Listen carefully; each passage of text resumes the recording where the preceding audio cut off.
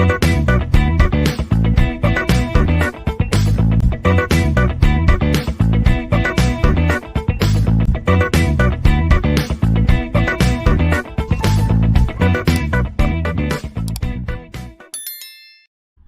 today's video, we are going to see the next application of Gauss's law, that is finding field due to uniformly charged sphere. In the previous application, we have considered a spherical shell of charge, which means the charges were residing only on the surface of the sphere. So, in this application, we are trying to find electric field intensity in and around an uniformly charged sphere. This indicates that the sphere is not hollow this time, it is completely filled with charges. This is the assumption. Okay, so here we have a volume of charge and we will be considering volume charge density during derivation. So, look at the figure.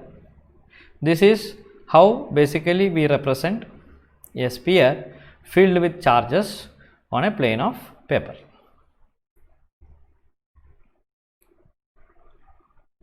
Now, let this radius, okay, A.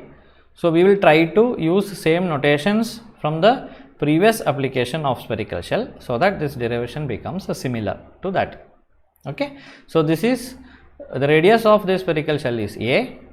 And next what I have to do is I have to place a point inside the sphere, on the surface of the sphere and outside the sphere, because I need to evaluate electric field intensity everywhere in and around the sphere. So, first I am going to consider a point P outside the sphere, and this point P will be on the surface of Gaussian surface. Okay, because we are going to apply Gauss's law, so we have to enclose this entire spherical shell with a suitable surface. So, to enclose a sphere, another sphere is a better option. So, we are going to consider a Gaussian sphere, okay, whose radius is bigger than the radius of my actual sphere, and the point P is on the surface of the Gaussian sphere. So, next what I am going to do, now my intention is to calculate how many flux lines are coming out of this Gaussian sphere. For that, I will make use of definition of flux density. To make use of that, I have to consider a small area around this point P. So, I consider a small area around this point P, okay, let it be small area ds. Then my flux density vector can be represented as radially outwards, okay, d vector. So, flux lines are radially outwards, it is coming out from this sphere everywhere around, that is we call radially out, and from the Gaussian sphere also it is coming out from everywhere around the sphere. I have put my point P as a reference point to find what is electric field, and I have considered a small area around this point P, and I am initially evaluating how many flux lines are coming out of that small area. Then I can keep so many ds, similar ds over the entire surface to evaluate the entire flux. So, we use integration for that purpose. Okay. Now, through this small area, as we discussed in the previous derivation, d psi can be written as d dot ds, and in spherical coordinate system, considering the radial direction, d vector is nothing but dr ar cap and ds vector is nothing but r square sin theta d theta d phi. So, r sin theta d theta d phi, and ds is also considered, direction is considered normal, so that will be also in radial direction. There is a small area perpendicular normal to the surface, but that will be same as radial direction. So, I have AR cap. Now, AR cap dot AR cap is 1. So, I can write d psi as d r square sin theta d theta d phi. So, this is the amount of flux coming out through that small surface ds, but I need to calculate the entire flux because I need to find electric field intensity due to the entire flux. So, psi, the total flux psi is nothing but closed surface integral of d psi, that is closed surface integral of this value, right. So, here I can treat this dr r square as constant. So, this is similar to the previous derivation, that's why I am not explaining these mathematical computations. You can refer my previous video for all that. So, dr r square integral of sin theta d theta d phi. So, for me now I have to apply the limits. So, we know that the limit for, in the sense I have to evaluate theta and phi for the entire closed surface. So, the limit of phi and theta for entire closed surface is universal limit, that is theta should be from 0 to pi and phi should be from 0 to 2 pi, and I have to evaluate sin theta d theta d phi. So, when we evaluate this, we get this value as dr r square 4 pi. So, integration was explained in the previous video of spherical shell. Please refer that, okay, if you have doubts. So, this psi is dr r square psi. So, I will rewrite the equation. So, psi will be dr r square 4 pi. Now, if we apply Gauss's law, we know that psi is same as q. The flux lines coming out of the closed surface is equal to the total charge enclosed. So, psi is q. So, this equation can further be written as q equals dr r square 4 pi. So, this is how I evaluate what is the total q inside the sphere, but that is not my area of interest. My area of interest is to find E vector. So, initially to find E vector, I will find D vector. So, I write expression for dr from this equation. So, I write dr as q divided by 4 pi r square, q divided by 4 pi r square. So, this is dr. Now, from this d vector can be easily written as dr ar cap. So, d vector is dr ar cap. So, this I get it as q by 4 pi r square ar cap. So, this is nothing but q by 4 pi r square ar cap. Now, from the relation of E vector and D vector, I can easily write E vector as d vector by epsilon naught in free space. So, this is E vector is equal to q by 4 pi epsilon r square ar cap. So, this is the expression I get for in general, okay, for any point P lying on the surface of the Gaussian sphere. This is true because for any point, okay, due to a charge q, this is the electric field intensity definition itself. So, that is the expression we get here by applying Gauss's law. But to be specific with the given sphere, I have to evaluate this q from the given conditions. So, here since it is spherical volume of charge, I have to evaluate q from the volume charge density. So, if I assume that this particular sphere filled with charges has a volume charge density of rho v, okay, rho v, then rho v is nothing but how to evaluate rho v? Yeah, rho v can be evaluated as q by v. But here I don't know the volume, so I need to evaluate what is q, okay. So, q is basically rho v into v, okay. Now, generally you can replace what is v. What is v? V is volume of a sphere. So, volume of a sphere is given by 4 by 3 radius cube, right? 4 by 3 pi radius cube. So here radius is a. So 4 by 3 a cube is my volume. Okay. So this is general expression. So using this general expression, I can write Q as rho v times 4 by 3 pi a cube. Okay. Rho v is 4 by 3 pi a cube. So I calculated Q. Okay. So using the definition of volume charge density, that is Q by V, I get Q is rho V into volume.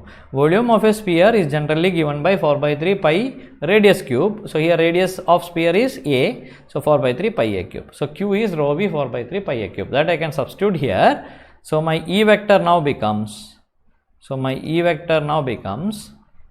4 by 3 pi a cube rho V divided by 4 pi epsilon r square, 4 pi epsilon naught r square. Okay. Now you can cancel out some terms here while evaluating. So this 4, okay, this 4, this pi and this pi cancels out. So the final expression becomes a cube,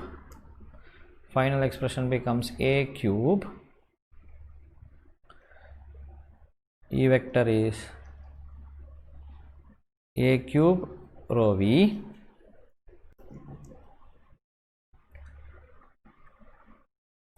divided by 3 times epsilon r square, 3 times epsilon naught r square, a r cap. So this is my E vector. So this is the case when a point P is outside the shell.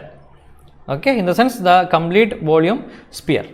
Okay, when it is outside, when the point P is outside uniformly charged sphere, I get this as the expression for electric field intensity. Now we have to consider the next case. What is the next case? If what will happen if point P is on the sphere? Okay, so no need to geometrically verify. So you have to consider a Gaussian sphere which just covers my charge sphere. In that case, A will be equal to R, right? So I am considering a case where A is equal to R. That means my Gaussian sphere is almost same as my charged sphere. That is, Gaussian sphere is just enclosing this sphere. That is the idea. Okay. So in that case, this expression, okay, E vector, you just substitute A equal to R. So this expression becomes A cube rho V divided by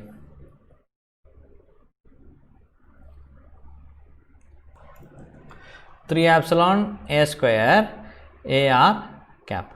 So here a cube and a square can be cancelled. So I get the final expression for E vector as E vector is rho v divided by, so rho v a, okay, rho v a divided by 3 epsilon A r cap.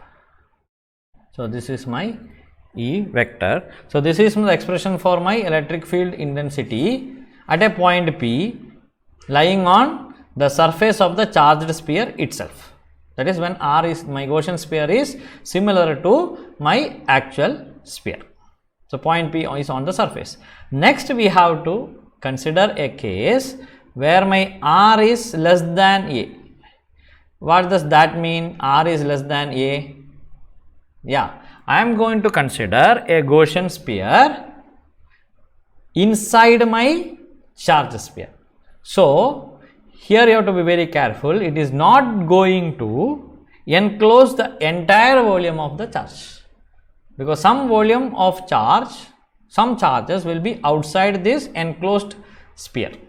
So let us see how to calculate or evaluate electric field intensity if my Gaussian sphere fails to enclose the entire volume charge. So, refer the figure. You have the Gaussian sphere inside this charge sphere covering only some amount of charges. There are charges outside this Gaussian sphere also. So, if I consider a point P and if I consider or evaluate d vector coming out of this small surface around this point P, that d vector is responsible for charges lying inside this only. This has to be very clear. So, the flux lines now evaluated out of this Gaussian surface is due to charges enclosed by this Gaussian surface only. So, these charges will not contribute towards my evaluation of field intensity. Yes? Okay. So, now the derivation remains the same in case of R greater than A. So, I have expression for my E.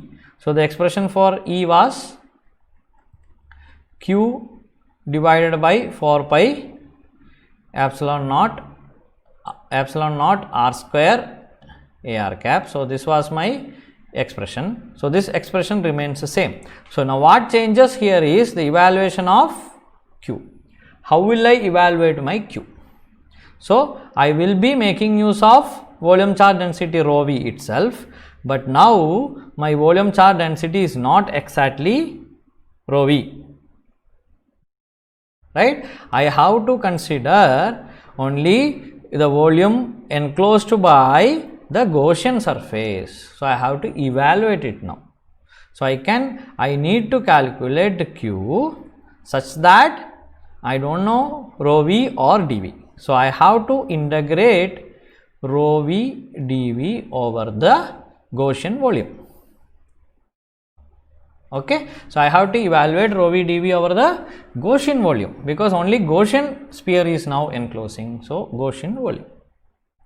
So, how will I evaluate this now? It is for the entire Gaussian sphere. So, theta and phi will remain 0 to pi and 0 to 2 pi, but my radius will now reduce from A to R. That is the only difference.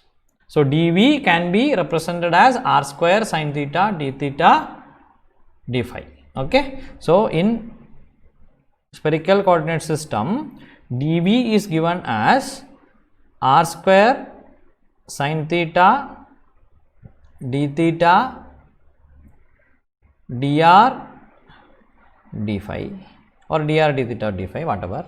Okay. So, I will substitute this here. So, I have volume integral of rho v dv. So, rho v R square sin theta dr d theta d phi. So, I have to now apply the limits for this integral to evaluate dr d theta and d phi. So, I can evaluate my Q as integral for theta, then integral for phi and integral for r. So, integral theta from 0 to pi, then integral phi from 0 to 2 pi, then integral r from 0 to a, okay, sorry 0 to r. So, here r is from 0 to r itself. So, I have to consider only the inner Gaussian sphere, evaluate this for the values rho v r square sin theta dr d theta d phi. So, integrating this,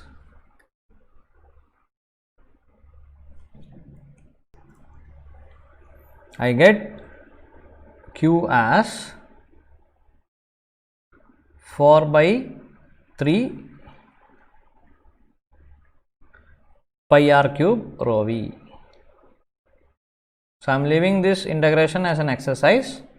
It is very straightforward integration. We have done similar integration in the previous video, that's why I am just skipping it out.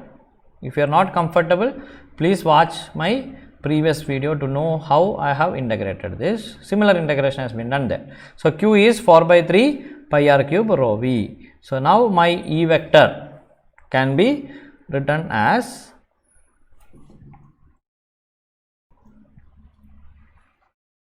equal to 4 by 3 pi r cube rho v whole divided by 4 pi epsilon naught r square a r cap. So cancelling out the actual terms pi, I get my E vector expression for point inside the sphere as E vector equals r cube rho v. Okay, so sorry, this r cube can also be cancelled, so I have r cube here, r square here, so only r remains. So I get E vector as rho v r divided by 3 epsilon naught a r cap. So now we have seen expression for electric field intensity at a point outside charged sphere, on the charged sphere and inside the charged sphere. And we have seen that expression for electric field intensity is not same throughout in and out of sphere.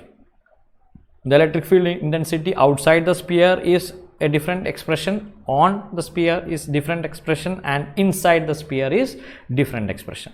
Now you have to remember one more point here. In the previous derivation of spherical shell charge, the electric field intensity inside the sphere was 0 because there was no charge residing inside the shell of charge.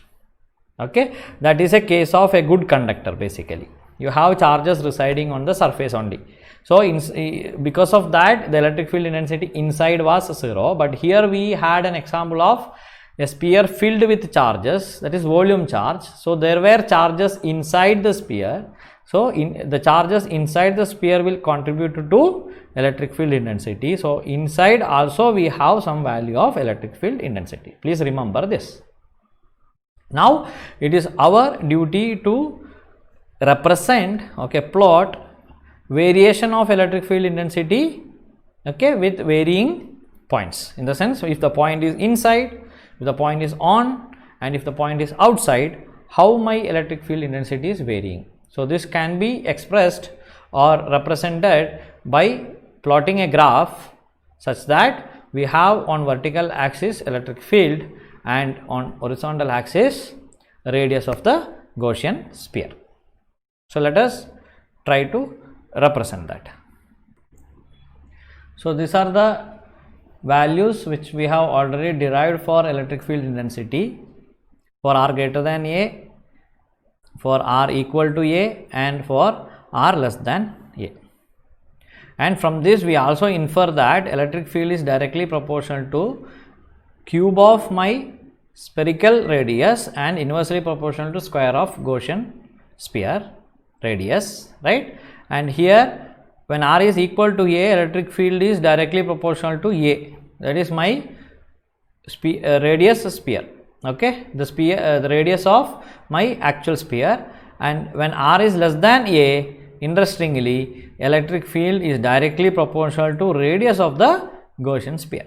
So it depends upon where you are considering the Gaussian sphere. If the Gaussian sphere is very small inside, then your electric field will be reduced. If r is very near to a, then that value will become equal. So you can see from this equation, if r is equal to a, so this equation becomes this equation.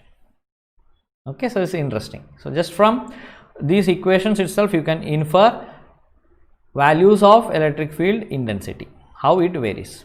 Now let us try plotting it.